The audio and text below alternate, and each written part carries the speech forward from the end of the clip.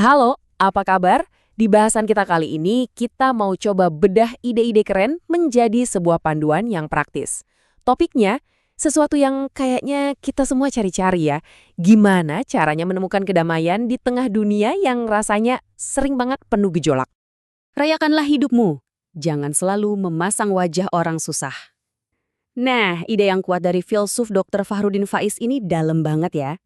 Ini bakal jadi titik awal kita nih, buat memulai perjalanan menuju hidup yang lebih nyaman dan tentram. Tapi pertanyaannya, di dunia yang isinya tekanan, ambisi, sama penilaian orang lain terus-menerus, gimana sih caranya kita bisa beneran menemukan kedamaian itu? Yuk kita coba gali bareng-bareng beberapa kearifan praktis buat mencapai kondisi batin yang lebih adem.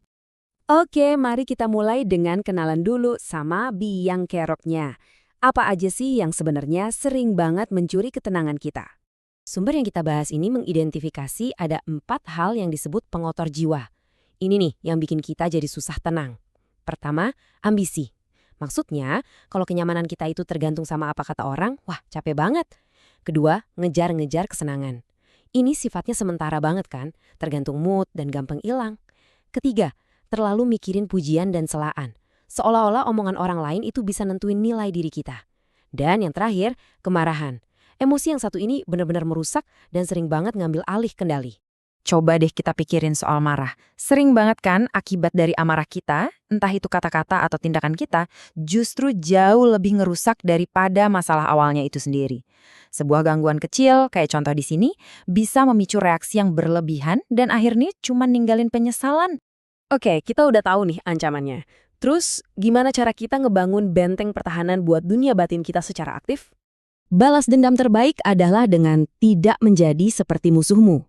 Alih-alih kita balas hal negatif dengan hal negatif lagi, respons yang paling kuat itu justru dengan tetap jaga integritas diri kita sendiri. Anggap aja ini kayak lampu merah buat jiwa kita. Jadi, kalau ada satu tindakan atau keputusan yang bakal bikin kamu ingkar janji, bikin kamu kehilangan harga diri, atau malah jadi benci sama orang lain, nah itu udah tanda yang jelas banget kalau jalan itu nggak layak buat diikutin. Ini tuh ajakan buat menerima dengan radikal. Maksudnya, jangan biarin kesalahan orang lain ngekotori pikiran kita. Orang yang nggak sempurna itu akan selalu ada di dunia ini. Berharap sebaliknya itu cuma mimpi di siang bolong yang cuma bikin kita capek sendiri. Sekarang, yuk kita ganti strategi. Dari bertahan, sekarang kita menyerang dengan cara mempraktikkan rasa syukur setiap hari. Latihan ini bisa dimulai pas mata kita pertama kali kebuka di pagi hari. Sebelum ambil HP atau mikirin kerjaan, coba deh jeda sebentar. Sadari betapa luar biasanya anugerah-anugerah mendasar ini. Kita bisa hidup, kita bisa berpikir, kita bisa menikmati hidup, dan kita bisa mencintai. Jangan memimpikan apa yang tidak engkau miliki, akuilah anugerah atas apa yang engkau miliki. Kalimat ini benar-benar mengubah perspektif kita loh. Dari yang tadinya fokus ke keinginan, sekarang jadi fokus ke penghargaan atas apa yang udah ada. Nah, ini ada trik mental yang ampuh banget buat ngebangkitin rasa syukur. Coba bayangin sebentar. Gimana kalau semua yang kamu punya sekarang ini, kesehatan kamu, orang-orang yang kamu sayang, rumah kamu, tiba-tiba hilang? Pasti kamu bakal pengen banget semua itu balik kan? Ini ngebantu kita buat bener-bener menghargai apa yang udah ada di depan mata. Oke, sekarang mari kita lihat beberapa aturan main yang konkret buat menjalani interaksi kita dengan orang lain. Ini kayak nyiapin perisai mental setiap pagi. Dengan megang pemahaman ini, kita bisa ngadepin interaksi yang sulit dengan lebih tenang, bukan dengan frustrasi. Kita sadar kalau kita mungkin akan ketemu orang yang nggak sempurna, tapi kita juga sadar kalau tindakan mereka itu nggak punya kuasa buat mengkotori ketenangan batin kita. Intinya adalah coba balik kebiasaan kita. Daripada keras ke orang lain dan longgar ke diri sendiri, coba sebaliknya. Kasih toleransi buat orang lain dan pasang standar yang tinggi buat diri kamu sendiri. Seringkali sumber masalah kita itu ya karena kita melakukan yang sebaliknya. Apapun yang dilakukan atau dikatakan orang, aku harus tetap menjadi Zamrud dan mempertahankan warnaku.